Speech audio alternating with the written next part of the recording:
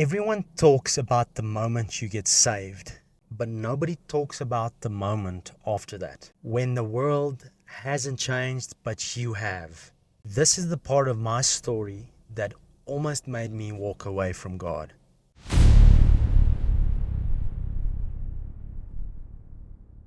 Getting the news of my doping scandal and to actually being publicly banned, that was within the time space of 5 months.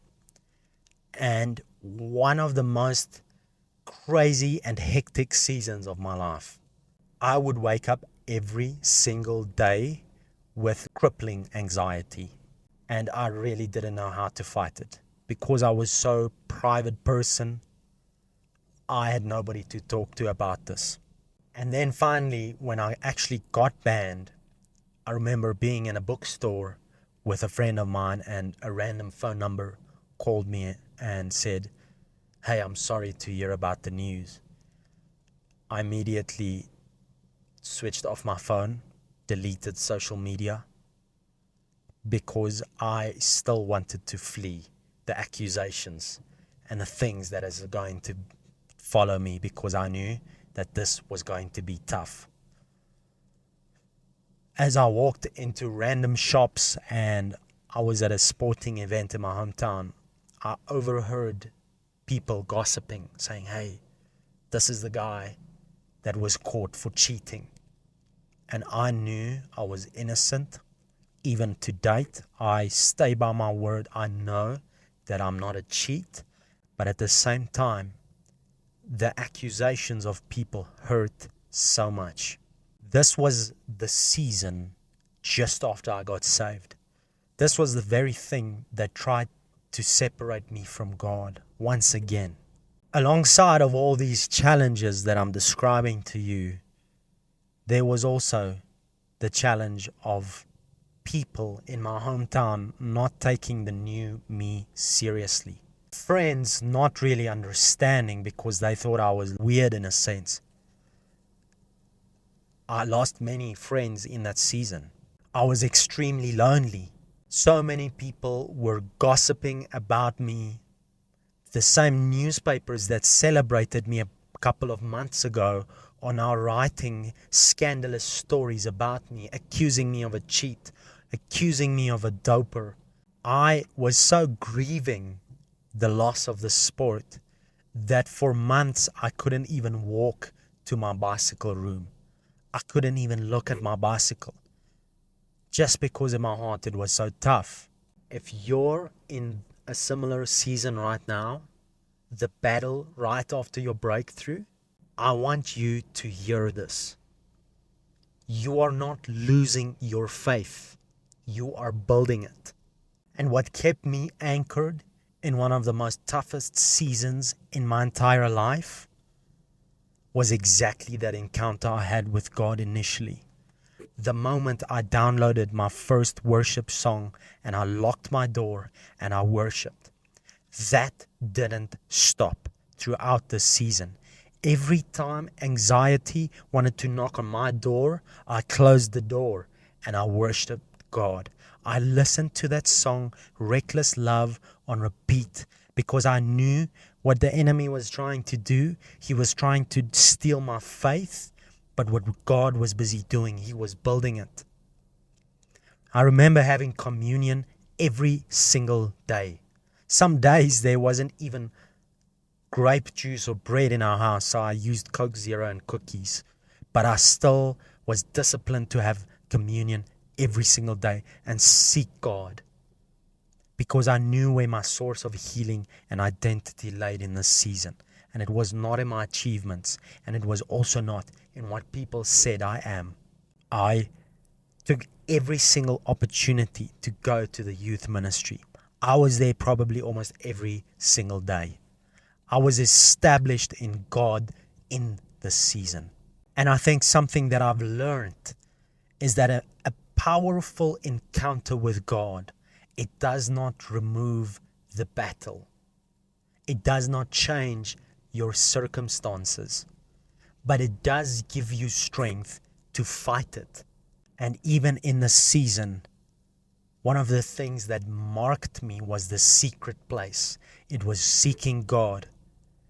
Because every time the anxiety or the feeling of wanting to give up on life, every time that tried to show itself and I went to seek God, His presence would so fill my room that I would leave that room with my pillow wet of my tears. I would kneel before God and I would seek Him.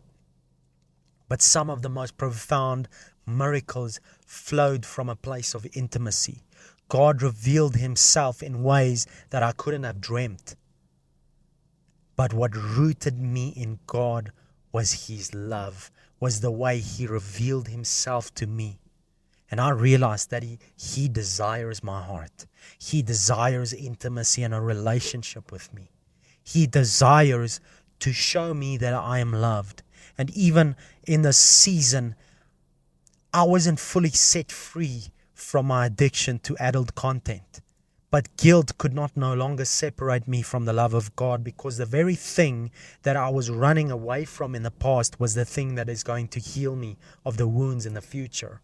I really didn't expect God to use me, but He did. And the only thing that qualified me for His work wasn't me or my achievements, but it was Him and His presence. And even today, if there's one thing that I can leave behind, is that without God's presence or anointing in your life, your words means nothing. Your actions means nothing. We can be so busy with the work of God and with church that we actually forget God, the God of church, the God of the work we're busy with. And intimacy was the only thing that qualified me. From places of intimacy, I remember that sometimes we would go and feed the hungry in the streets spontaneously. And the way God showed up in the marketplaces and on the street corners, it is unheard of.